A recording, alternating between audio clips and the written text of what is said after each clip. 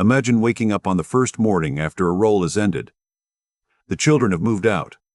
The office no longer expects you. A relationship that organized your weekends, your future, even the way you introduced yourself, is over. Nothing visible has happened to your body. Your name is still your name. And yet the room feels strangely empty, because one of the answers to the question, "Who am I?" has stopped answering back. This can happen after retirement, divorce, graduation, relocation, illness, caregiving, or loss. It can also happen after success.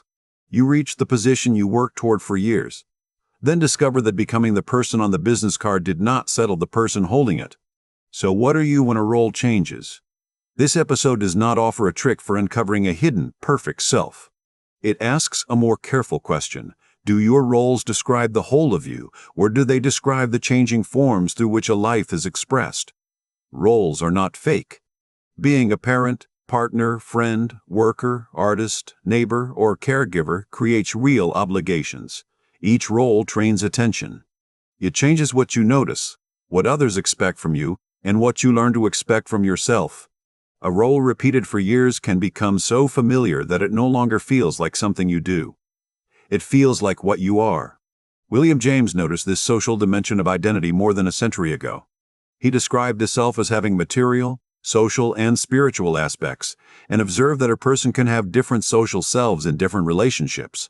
The person who speaks carefully in a meeting may become playful with an old friend and protective with a child. This does not automatically make the person false. Context brings different capacities forward. Modern psychology studies related questions through ideas such as self-concept clarity and self-complexity. Self-concept clarity refers to how clearly, confidently, consistently, and stably people define their self-beliefs. Self-complexity concerns the number and organization of different self-aspects. These ideas do not say that more roles are always better. They do suggest why putting every measure of worth into one role can make change feel catastrophic. In Patricia Linville's early studies, people with less complex self-representations showed larger swings in mood and self-appraisal after success or failure. Other research found that multiple identities were related to well-being when those identities mattered to the person and felt compatible rather than locked in conflict. The point is not to collect identities like achievements. It is to notice whether one role has been forced to carry your entire sense of value. Research on social role disruption makes the emotional cost easier to understand. During the COVID-19 pandemic, Jingqi Liu, Amy Dalton, and Jeremy Lee studied what happened when familiar roles changed abruptly. Across 4 studies, disruption to roles that were central to a person's identity was linked with feeling less authentic, more alienated from the person they understood themselves to be. In those studies, present-focused coping softened some of that effect. That finding does not mean every transition is the same, or that focusing on the present solves grief. It means the distress is not foolish. When a central role changes, the structure through which you recognized yourself has changed too. Julian Johnson makes a stronger claim. In The Path of the Masters, he argues that a human being is not finally identical with body, personality, memory, or social position. His Sant-Mat framework divides the person into body, mind, and soul. The body acts in the world. The mind organizes thought, memory, discrimination, attention, and self-sense. The soul, in his account, is the deeper conscious principle that can know itself through inward practice. That is a religious and metaphysical claim. Psychology can study roles, memory, self-description, behavior, and reports of awareness. It cannot use those measurements alone to prove Johnson's enduring soul. Saying I can observe my thoughts does not, by itself, establish what the observer ultimately is. But Johnson's distinction still creates a useful question, even for someone who remains uncertain about its metaphysics. If you can notice a role, is noticing the role exactly the same thing as being the role? You can say, I am a manager. Then you can notice the fear that appears when the position is threatened. You can say, I am the strong one. Then you can notice how exhausting it is never to ask for help. You can say, I am the spiritual one.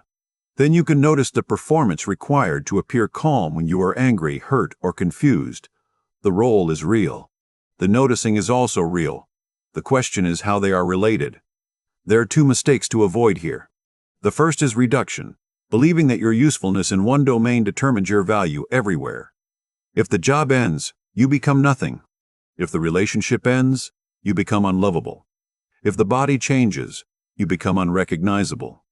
This gives circumstance too much authority over personhood.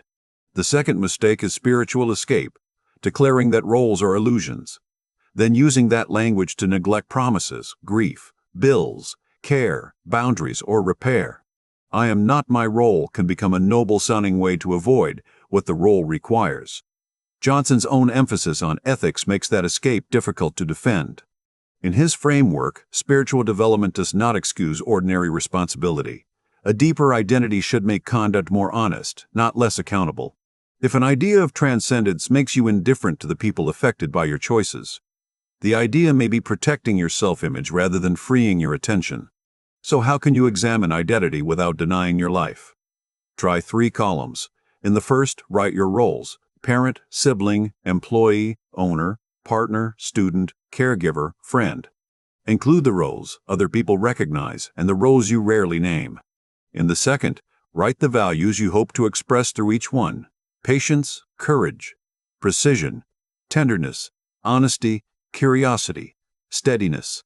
A role can end while a value remains available. Retirement may end a job without ending usefulness. A relationship may end without ending the capacity for loyalty.